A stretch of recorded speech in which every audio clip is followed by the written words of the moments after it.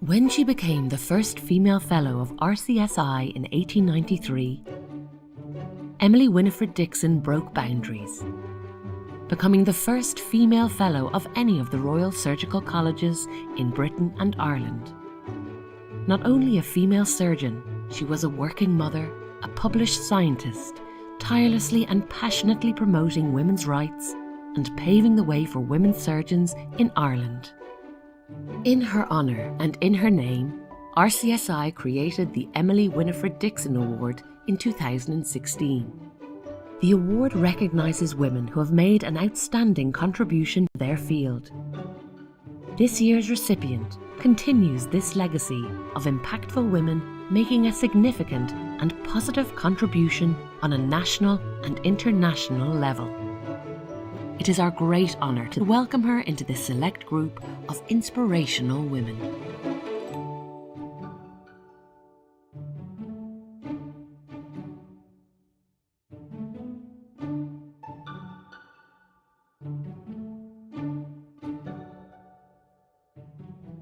A warm welcome to RCSI. Báil den Oireachtas. Uachtarán Báil na Córa, Vice-Chancellor, Dean Dave, Dean Ushla, it's more and pleasure dom, Fáilte Carrod, Coig Rin Monday and Heron, Tranuna and you, Accolade Graduate Emily Winifred Dickson. Members of the Oireachtas, President of RCSI, members of Council, Deputy Vice-Chancellors, Deans, faculty, distinguished guests, it's truly a great pleasure to welcome you to RCSI this evening on the occasion of the Emily Winifred Dickson Award ceremony.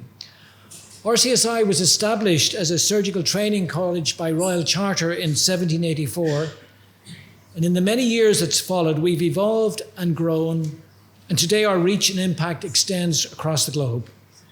We were founded during the penal laws, a time of institutionalised discrimination in Ireland, to enhance surgical services for the general public by providing training and education in a non-sectarian manner. This ethos has continued today and informs our mission to educate, nurture and discover for the benefit of human health. As a health sciences institution, we are committed to leading the world to better health and advancing the UN Sustainable Development Goals. Throughout our history, RCSI has broken new ground, admitting Ireland's first female medical student and awarding the first surgical fellowship to a woman in Britain or Ireland, Emily Winifred Dickson. She was the first female surgical fellow of any of the Royal Colleges in Great Britain or Ireland, awarded in 1893. Born in Dublin in 1866, Emily was a pioneering surgeon, scientist, working mother, and advocate for women's rights.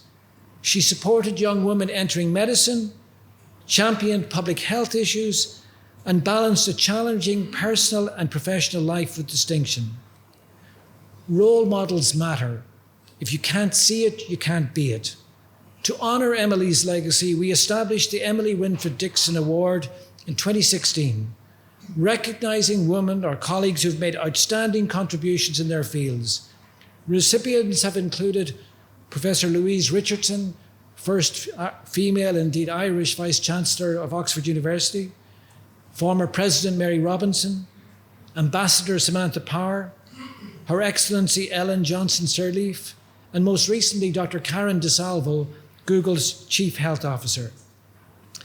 The award itself is one of only 10 specially commissioned pieces from Miss Imogen Stewart, RHA, one of Ireland's most distinguished sculptors.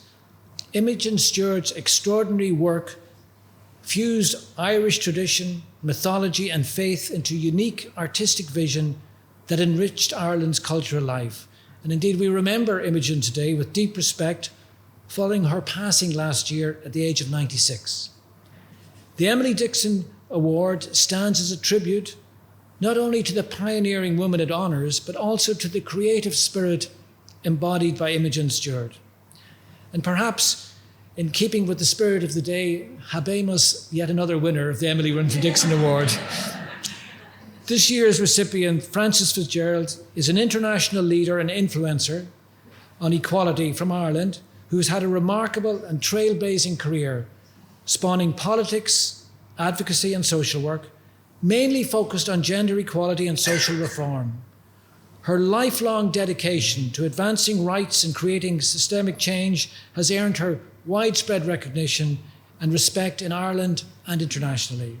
It gives me great pleasure to invite Frances Fitzgerald to the stage to deliver her guest address. Good evening, everybody, members of the Oireachtas, President Deborah McNamara, and congratulations on your role and all of the work that you have been doing as President. Vice-Chancellor, Professor Cathal Kelly, members of Council, Deputy Vice-Chancellors, Professor Tracy Robson and Professor Fergal O'Brien, Deans, faculty, distinguished guests. Good evening, everyone. This is such an honour and a pleasure to be here with you all this evening. Thank you for being here. And to begin, I would also like to acknowledge Emily Winifred Dickson's extended family, who cannot be here with us in person today. Amidst her formidable legacy are the next generations, her grandchildren, great-grandchildren, and great-great-grandchildren, who carry the memory and inspiration of a formidable woman, mother and grandmother, who was also a trailblazing doctor. So I'm honoured, as I've said, to accept the Emily Winifred Dickson Award from RCSI. An extraordinary woman, Dr. Dickson's achievements could easily have become a footnote in history, but for your actions, her legacy as an early standard setter who paved the way for thousands of others, is known, acknowledged, and can inspire us. In my early career, as Cathal said, I was a social worker, and I worked in many multidisciplinary teams in St. James's Hospital, in the Mater, in London, St. Ultan's, a small children's hospital, where actually Barbara Stokes worked, who was a beautiful portrait of her outside, and I worked with her there. And as a TD minister and MEP, I worked in partnership with exceptional health professionals, some of whom are in this room, and advocates on breast and lung cancer, rare diseases, cardiovascular care, and health promotion. So because of that background, it's also an extra pleasure to be acknowledged by you for my work. RCSI is an outstanding college with an incredible record of achievement for women, evidenced by the senior roles women have held and the awards you have received. The role of RCSI in ensuring that this trajectory continues cannot be underestimated in any way. So Emily was a pioneering medical figure and a passionate advocate for women's rights. Interesting, because it was at a time when such things were neither popular nor really considered serious issues. And despite many obstacles, Dr. Dickson persevered, driven by her commitment to medicine and to breaking down barriers for other women. And that's still really important for all of us today. Her medical journey was successful, but it was fraught with many challenges at a time when many universities, including Trinity College, prevented women from attending. Apologies to Trinity for mentioning that, but that was the reality at the time. And if access to higher study was allowed, graduation could be denied. Dr. Dickson met with resistance and prejudice from within the profession, simply because she was a woman. But she did keep up her medical studies, she persevered. And this award in her name marks her achievement in becoming the first female fellow of the Royal College of Surgeons in Ireland in 1893, a first across all the Royal Colleges of Surgery in Great Britain and Ireland. So she had great resilience, I think, a great intellect, very strong convictions and determination. And we know that despite those characteristics, her career did not follow the path that most likely marked that most of her male peers. And that's interesting, I think, for us to reflect on. She achieved her fellowship and practiced surgery marvellously, but within a few years, she was not practicing. Faced with the reality of the time in which she believed she had to choose either a career or a family, she made what she believed to be her only choice. Later confronted with a new and personal reality and the need to provide for her 5 young children, she changed gear. She had to provide. Her husband was in the war, came back very unwell, and she became the provider, like many women of the time. She returned to work and took on a series of medical roles. She worked with communities, often poor and marginalised, using her skills to practice what she advocated, the importance of more women as doctors, and we have so many here this evening, and in delivering more health services to those least served, displaying her commitment to social justice. Yet I was struck by her remarks later in life to her son, and perhaps it was reflecting on a life well lived, but they're interesting. She said, "I don't regret anything, even the foolish things." I doubt if she did many foolish things, actually, but she did say that. "But I see in countless ways that I missed many priceless chances and opportunities, not from willfulness, but from sheer blind stupidity, of not appreciating how much they might mean, and lots of things I knew all about and didn't know. There were worlds unknown that I was unaware existed." Now, we'll all think about and can consider, what did she mean by that? Did she think that she could have done more in surgery? Did she think, that some of the choices she made, I suppose everybody reflects on their life at different stages, and this was a reflection of an older woman. But it's kind of interesting to think what she meant by that.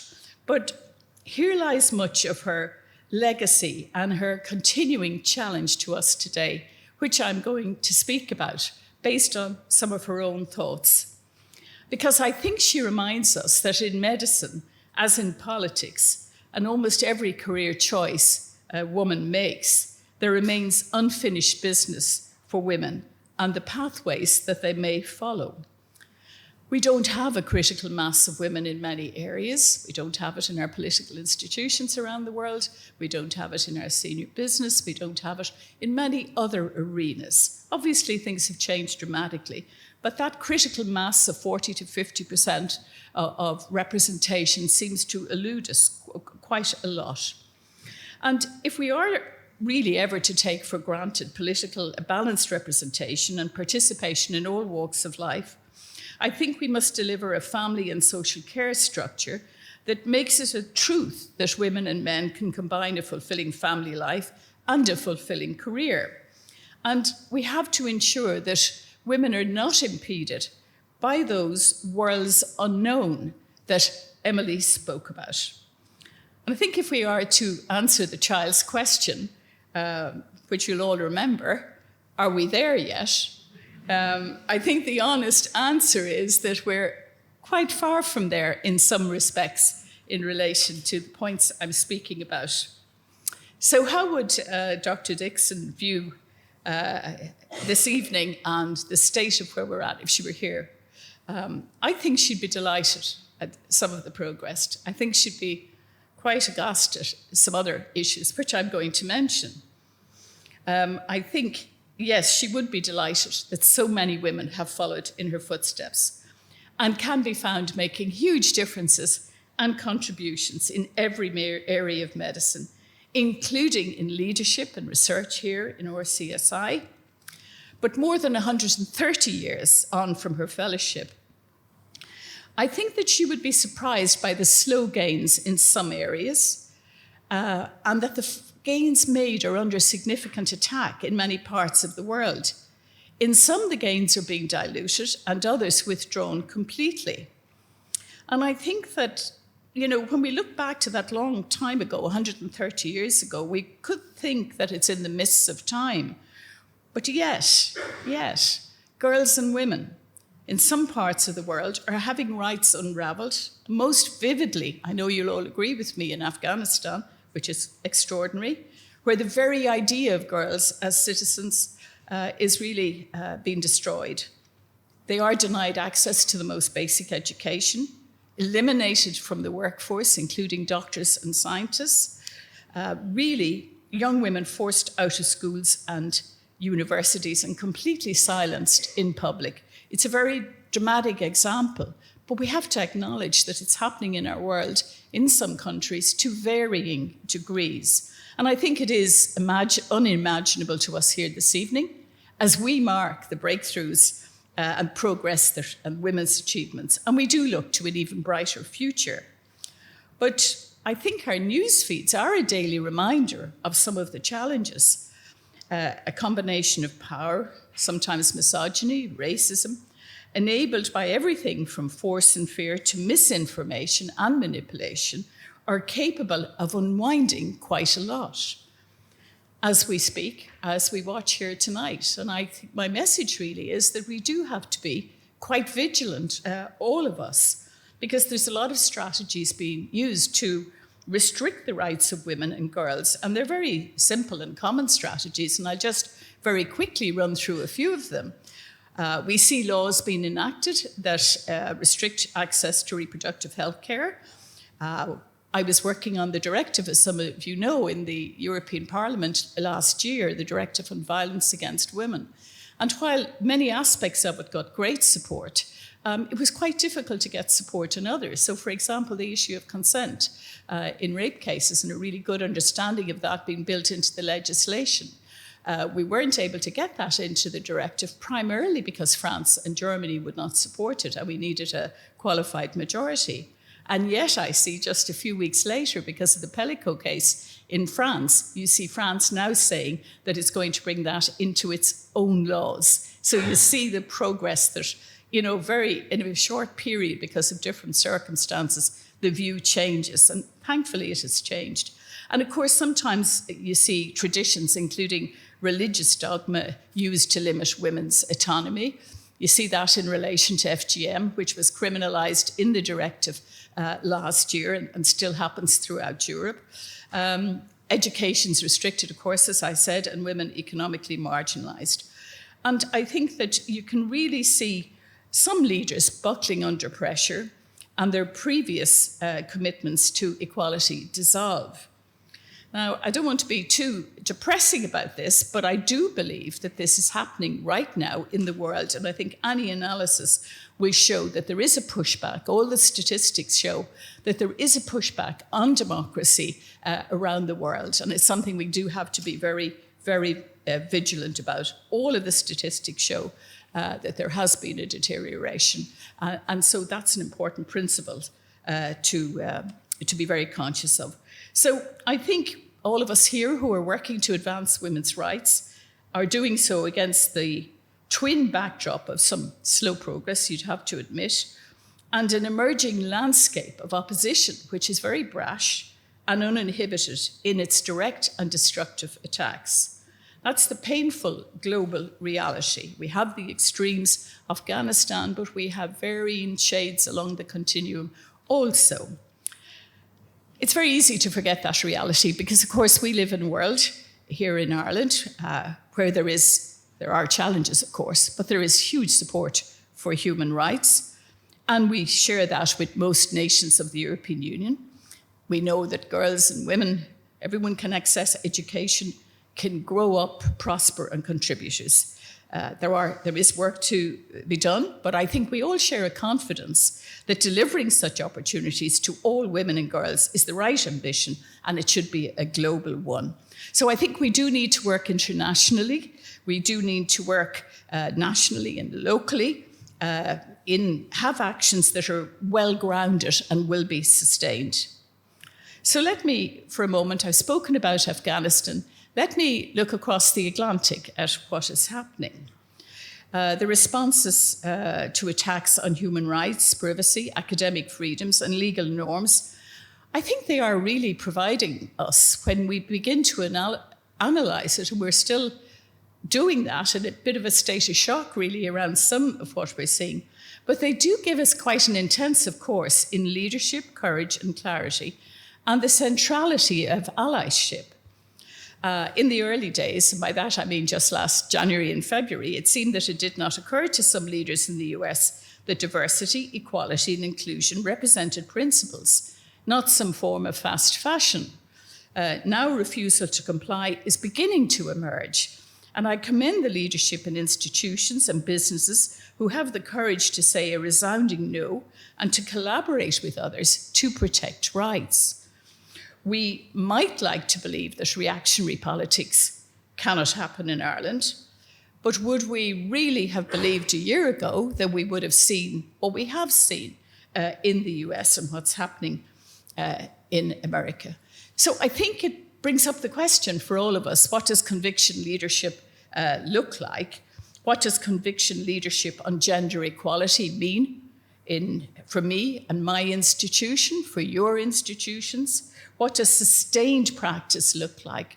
And how can we continue to be absolutely consistent and very grounded in a kind of strong conviction leadership, a courageous approach? I think it will take courage as well. Now, again, to make another contrast, if you like, I'm on the G7 Equality Advisory Council at present, and I'm really impressed with the work that's going on there with Canada taking leadership of the G7 and being the president of the G7 this year. And I'm seeing really good work, good conversations, looking at all of the issues the G7 leaders will be discussing in June. And they range from critical minerals, the supply of critical minerals, to transnational repression, to public finance for major infrastructure around the world. And what the Canadians are doing, working with all of us, is making sure that there is a gender perspective and other perspectives built into the work that the leaders do, and making recommendations in each of those areas, how they can take forward gender. Wildfires is one of the areas they're looking at. So say, well, what's the gender perspective there? But when you speak to the women working in that area, they tell you that the clothes they're given to wear aren't actually very suitable. And I'm not going to mention camogie, okay? So, I mean, what I'm seeing there is very, very positive. But I do want to give you a statistic that also came to me when I was in the meetings in the G7, which isn't quite so optimistic as the work they're currently doing. They estimate it'll be 169 years before gender parity in political representation is achieved. That's 3 centuries after Dr. Dickson embarked on her journey. So no matter what the advances are in medicine and medical science, it's a long time, isn't it? 169 years for that equal representation. And I suppose I ask the question, what is wrong with the political world? And I'm sure you all have ideas on that. You don't have to answer it now. But clearly, there's very particular issues there that have been, overcome in other areas in terms of representation. So what does Emily teach us about what is her life story? What does it teach us as leaders? I think it teaches us the importance of empowering girls and young people, and then systemic change being needed as well. She did get huge support. People opened doors for her. She had to fight for it. She was supported by her family, by her father, by medical professionals. She got the opportunities, even though they were limited at the time. So I think how we empower people is so important. And, if I take RCSI and I see things like the Women on Walls exhibition, I think that's really important, because if you don't see it, you really can't be it. And that wonderful room with all of those portraits outside, that's really empowering, I think, for all of us, women and men. I think, those portraits of the women leaders here, the beautiful photographs, that exhibition in another room. I think what we see happening in schools in relation to STEM programs, because there are less women young girls doing STEM programs in recent years, so we have to really work to empower women to go into technology. We know how important it is to have a gender lens, for example, in AI. If we don't have that, we're going to get a very different type of AI. 79% of the jobs in technology in the future are going to be in technology. So we really have to do the empowering of everybody, obviously, young women, young men. And I think we now do empower young people in a way that we certainly would not have been a common experience even a few decades ago, and certainly not in the late 1800s. And we do believe it's possible to be the best, to pursue dreams, make good choices, and overcome barriers. And as a result, we have many Dr. Dicksons across all fields of endeavour now, and that's terrific. She was enabled, as I said, by people who might otherwise have been gatekeepers. So I think the challenge is to dismantle the kind of barriers that she experienced. Because unless we do that and empower women to believe in themselves, if we leave those systemic barriers in place, then it's going to be very difficult for women still. So I think some of the supporting structures that we need in relation to family and care are not really there yet. The European Union, the Parliament and the Commission published the first paper, the first strategy ever on care just 2 or 3 years ago. And I had worked with Ursula von der Leyen to make sure we did that, because that's going to be the big challenge of the future. Who is going to do the caring, whether it's of our older populations or our people with a disability, or children, and so on. It's very important that we incorporate care into our societies in a way that we really haven't done just yet. So I think it's still quite difficult for women when they choose to combine and balance career and family. The societal expectation has disappeared, of course, that Dr. Dickson faced when she felt she just could not do that at all. But I think we really need to work on the conditions that make it easier to do that. They're still inadequate. So I think her legacy is profoundly relevant today. I think her pioneering spirit encourages us to continue striving for equal opportunities for all. And I think her life does remind us in its entirety that achievement has many facets and life takes turns for all of us that demand resilience. We are reminded that gender equality requires the active participation of all of us across the whole of life's challenges, and engaging men as really convinced allies is absolutely essential. And I think we haven't spoken enough about that in recent decades at all. I think we absolutely have to have that partnership of women and men working together, men as allies in all our professions, in all our careers. So I do think, I'll conclude by saying that I think that Emily Winifred Dickson's life story serves as a real beacon of hope and a call to a renewed commitment to action by all of us as conviction leaders who will dismantle barriers and advance women's rights in the 21st century. And that's why tonight is such an honour for me, and why I thank you from my heart for this award. Thank you.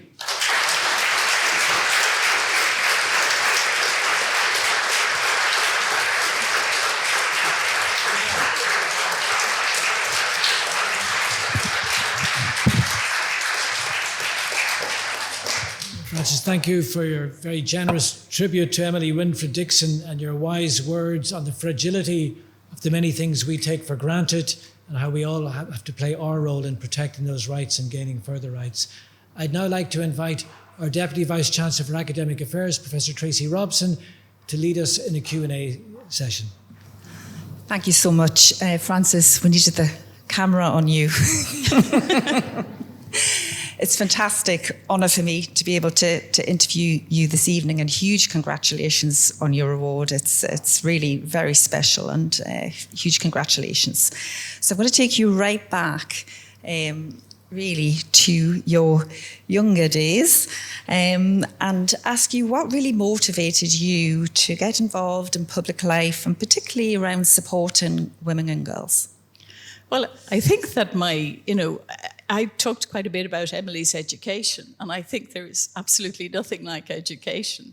And I think, when I had the opportunity, I suppose, to do social work, do social science, began to understand, if you like, the origins of social problems and, how social issues develop over time and how you can intervene to make a difference. I think that it was something that came very gradually. I certainly, as a younger woman, I was very shy. I didn't really feel that, I never thought about politics at all. I was delighted to go and do social science in university and then become a social worker. Really enjoyed that for quite a long time, and just learned a lot through my social work. And then I was exposed to when I had my first son in London, I got involved with the National Childbirth Trust, and that was just meeting other women, and it was women kind of supporting one another, particularly when they were having babies, having children, that would kind of introduce me. And then I came back to Ireland and got involved in, just out of general interest, I went along to a meeting, joined the Women's Political Association, even though I had no political background or anything. And so it kind of emerged over time, really, from information and from other women, from feminist writing, quite slow. I wasn't involved in student politics or anything. So I was 42 when I went into politics. So, I suppose life, just the opportunities that I got to understand how our society worked. And I think social work gives you that. So I think that really was a very important part of sort of my own growth, I suppose. Well, you've been a real trailblazer in that space, and you've held some of the highest offices here in Irish politics and played a very high-profile role in civil society. So how did you navigate those spaces? And you talked about it earlier, where women are underrepresented. Well, I think that there's so many things that empower us in life, aren't there? I mean, there's your personal and professional relationships. I think support really matters. The support from your friends, I think that's really critical, and it's not spoken about as much as it should be. Professional support, peer support. And then having mentors is really important. I'm very keen on mentorship, and I've had very good mentors throughout my life. I mean, not something that I sort of consciously sought out, because we didn't really talk about mentorship that much when I was beginning my career. It's something that's become much more talked about now. But I think having people where you have time to really think well is very important. And with the pace of modern life, I think that's quite difficult anymore. So, I have tried to have people in my life who can help me to think well. I have found it very challenging. I mean, I don't think, being in politics or being in public life, I don't consider it, same in many careers, they're all challenging in their own way. And you have to build up your supports. I think, most of us here in this room work very hard. I would say hard work. It's hard to get a substitute for hard work, really. I think, once you're working, and I was always very well prepared. I think, like so many women particularly, you kind of over-prepare, if anything. And so I think, that's what I did. But I enjoyed what I did. So I think you have to do what you enjoy. Absolutely. I mean, I've always loved my work. I've had difficult times, that's for sure. But I always felt very motivated to sort of, it seemed very worthwhile. And I think if any of us are doing a job that we think is worthwhile, it just, you just keep going. It motivates you, and it's a fascinating world, and it's great to be part of, navigating change. And I suppose that's what politics gives you as well. I mean, I have managed to be involved in various important pieces of legislation, but if I wasn't in politics and had chosen that route and people given me the opportunities, then Enda Kenny appointing me the First Minister for Children. So it's a journey, it's been a journey through those different stages. And do you think it's more difficult for women in politics? Well, I suppose the point about that is that you are a minority. Mm-hmm. That's the experience. When I went into the Fine Gael Parliamentary Party, there were very few women in it. So you were coming into a sort of different culture almost than I'd been used to. I'd been chair of the Women's Council, and I was very aware of that change in atmosphere and culture. Now, over the last 20, 30 years, that's changed completely, with more women, but still not enough. But culture has changed as well, of course. So is it more difficult? I think being a minority, it's always difficult. And there's always, there was a lot of that time, there was more kind of sexism and stereotyping and all. But I think, I didn't experience any of that in the European Parliament. There's 39% of women in the European Parliament. And it's a very, easy place to work in terms of any of those attitudes. So I'm very optimistic that, cultural change has really happened. But then, just last week, I chaired a session in Brussels on online violence against women politicians.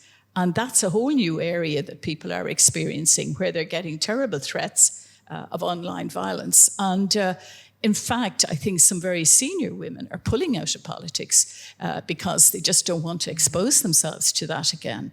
And I've had examples of very senior women in Eastern Europe saying, I'm just not, I can't, continue to take this. And I've been in Jacinta Ardern's company when she was saying the same thing, that the protests outside her family home just made it so difficult for her to continue.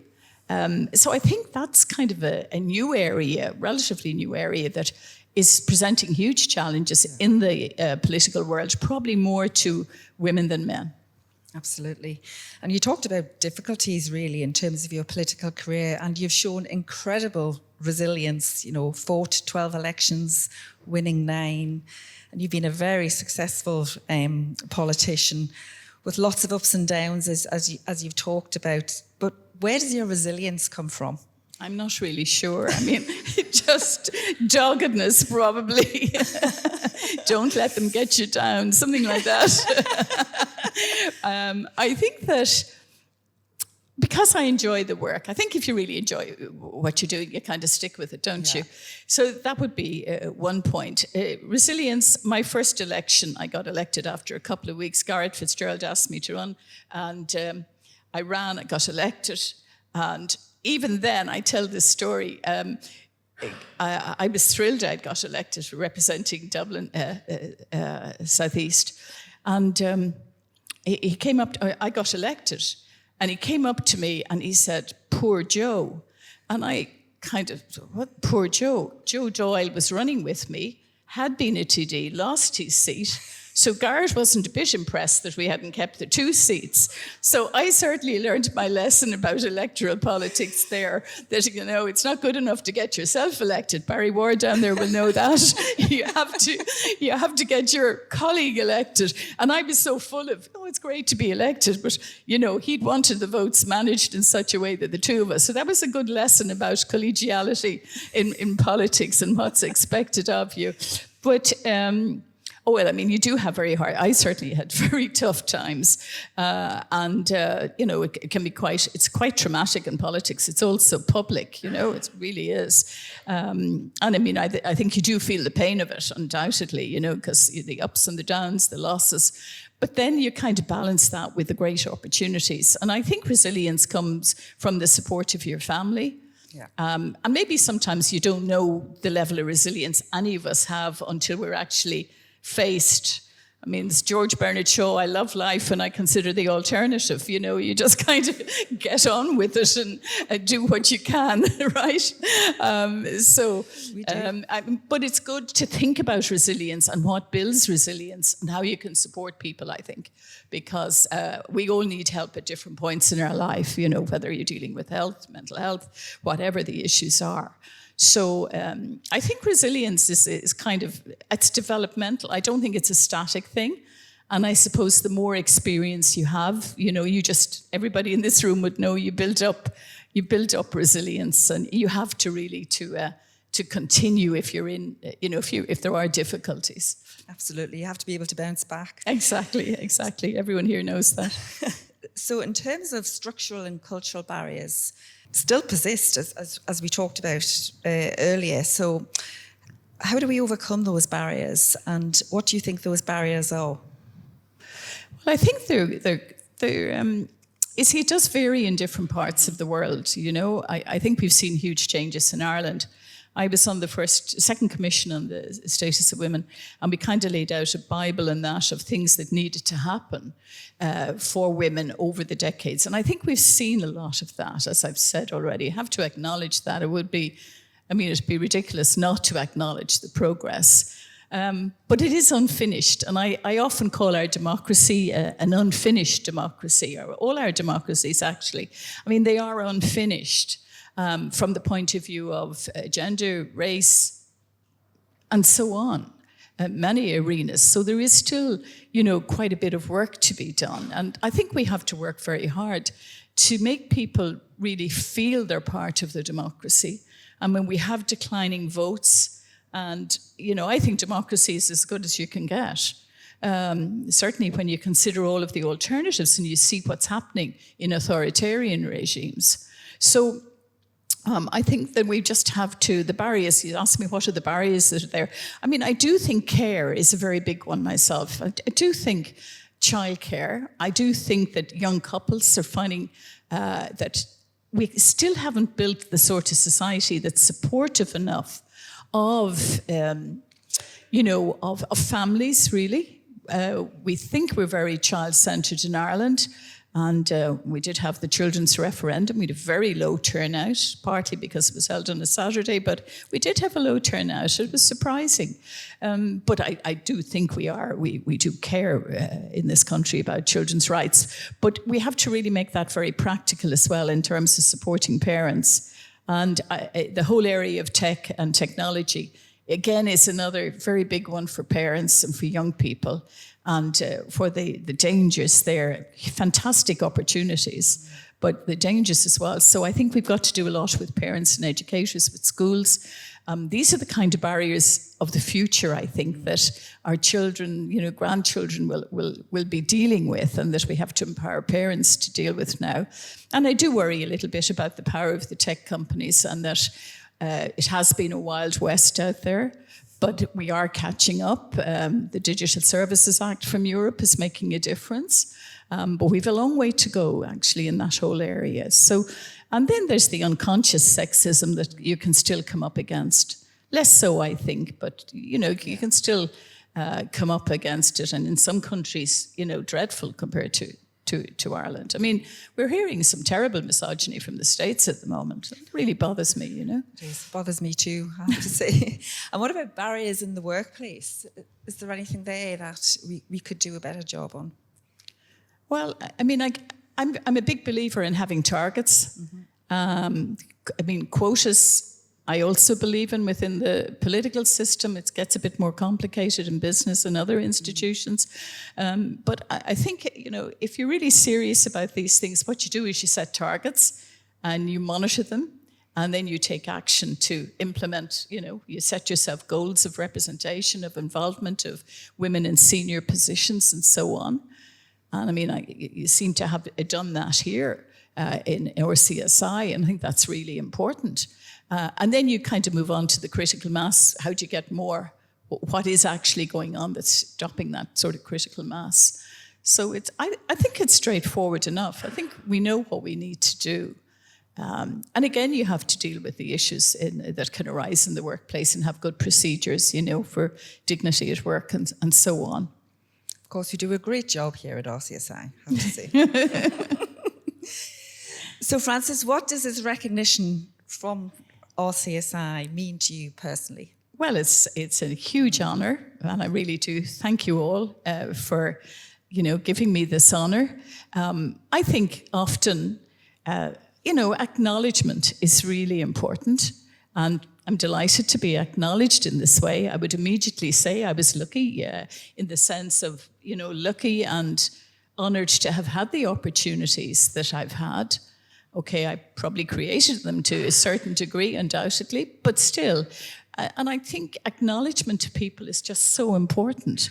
And I always say, when I was a minister, I was giving out certificates or whatever. I say, how many times in your lifetime do you actually, get sort of an objective, recognition of achievement? So from that point of view, it's a wonderful honour. And it certainly, I know a lot more about Emily than I knew at the beginning. And I hope all of you know a lot more about Emily than you did when you came in. And it was very inspiring to hear about, her life, but also the challenges that she faced. And gosh, no life is without challenge, obviously. So, yeah, it's a huge honour. And from such, a wonderful institution that has such a record of achievement in medicine, the sciences, in the advancement of women. And we're all very proud, I think, of the numbers of women doing medicine in Ireland now.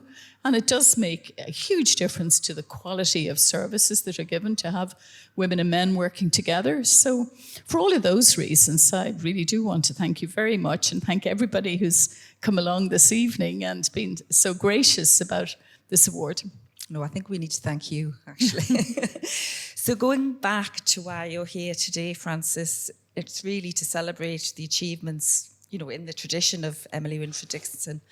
who is a real trailblazer, just like yourself. And in your view, how important is it for emerging leaders, who we'll have here in the audience, especially women and girls, to have visible role models? And how do you think your own legacy, about your own legacy in that context?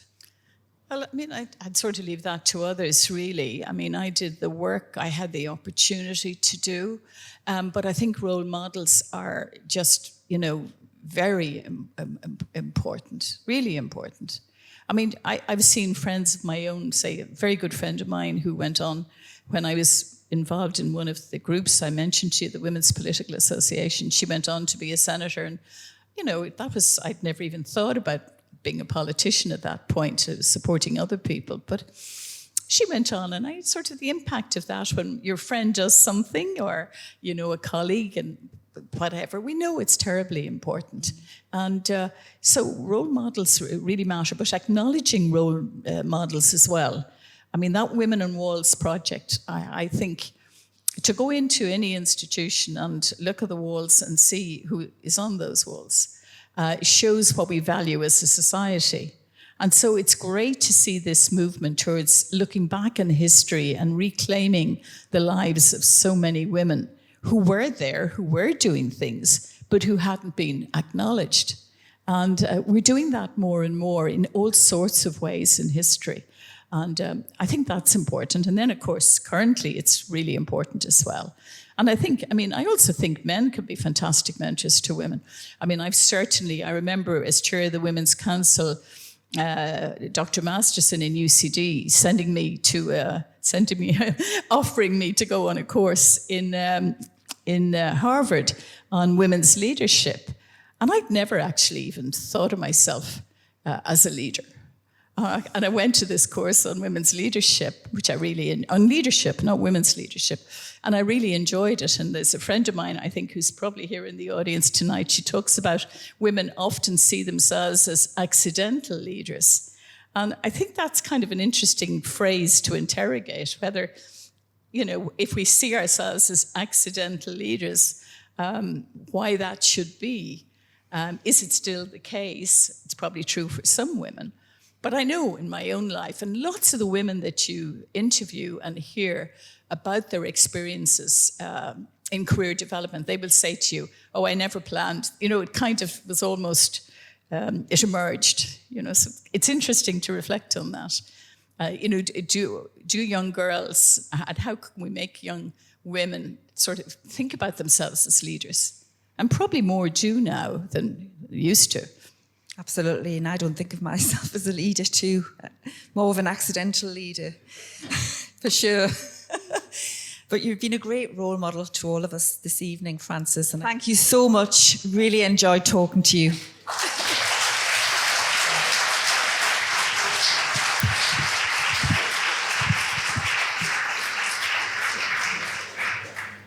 It's now my great pleasure to read the citation for Frances Fitzgerald, the 2025 Emily Winifred Dickson awardee. Frances is one of Ireland's most prominent and enduring political figures. You are known for your steadfast commitment to advancing women's rights and gender equality. Your career in public service spans decades, during which you have broken barriers and helped to shape a more inclusive Ireland. As the First Minister for Children and Youth Affairs, you established the department, and later as Minister for Justice and Equality, and one of just 4 women to have held the post of Tánaiste, you played a pivotal role in introducing progressive reforms that directly impacted on the lives of women and families. You were instrumental in the success of referendums to change the Constitution in relation to children's rights and marriage equality. You've been a consistent advocate for gender equality and have used your platform to push for systemic change both in Ireland and across Europe. During your time as a member of the European Parliament, you focused on issues such as equal pay, the gender pension gap, and increased representation of women in decision-making roles. You also advocated for greater support for women entrepreneurs and robust protections against gender-based violence. I know that a career and a personal milestone for you was in leading the advancement and adoption of the very first EU Directive on Gender-Based Violence in 2024, a significant legacy of your time as a European parliamentarian. In 2024, you further extended your advocacy work by becoming the first ever ambassador for Ruhama, an international organisation that supports women affected by prostitution and sex trafficking. Your leadership on the EU Women's Rights and Gender Equality Council underscored your commitment to embedding equality in the legislative and social fabric of the European Union. And now you continue to serve as the EU representative to the Gender Equality Advisory Committee of the G7 Group, at a time when the environment for this work has become ever more complex, ever more important. Your trailblazing achievements and the doors you have opened for other women have defined your career, and your ascent to such high-profile roles challenged the status quo in Irish politics, where women continue to be underrepresented. Today, you stand as a powerful role model and change maker, inspiring the next generation of women leaders. Your advocacy is not only legislative, but deeply personal and grounded in experience. Whether on the national, European, or global stage, your voice remains a vital force for equality. Frances, you're an inspirational role model for our students, our trainees, indeed for all of us. And it's our great privilege to present you with the Emily Winifred Dickson Award this year of 2025. And it now gives me enormous pleasure to invite the President of the Royal College of Surgeons in Ireland, Professor Deborah McNamara, to make the presentation to you.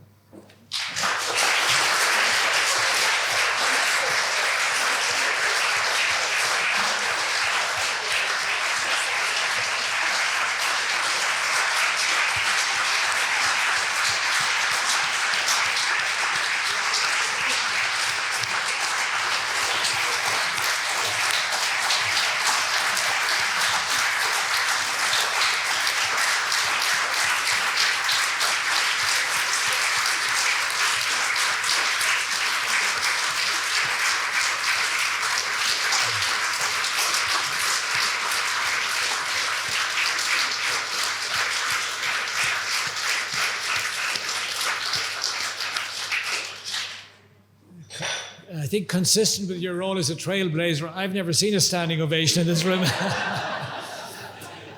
Ladies and gentlemen, that concludes the formal proceedings. We'd like now, on behalf of RCSI, to invite you to join us for a reception in the boardroom.